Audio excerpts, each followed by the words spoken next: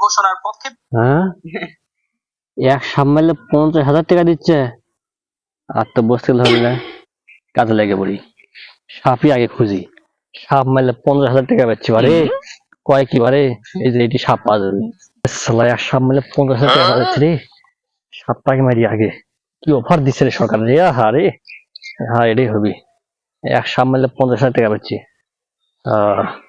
কি অফার রে, এক সাপ মারলে 50,000 টাকা, আরে সারাজন বসতে খাওয়াবো রে। এক সাপ মারলে 50,000 টাকা, বাড়া খুঁজলে বাড়া, এক সাপ মারলে 50,000 টাকা।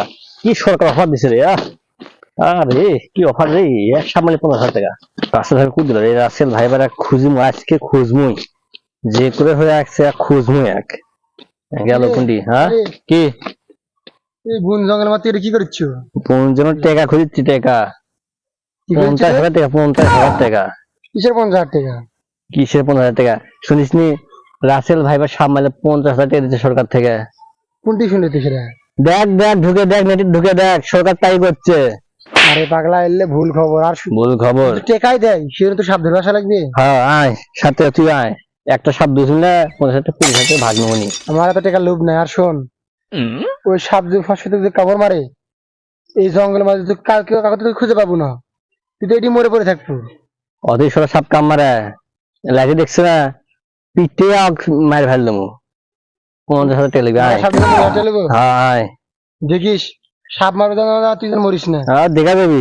হ্যাঁ, যা যা, দেখিস। ভাগ দুম না, যা যা, তুই ভাগ দুম না, যা।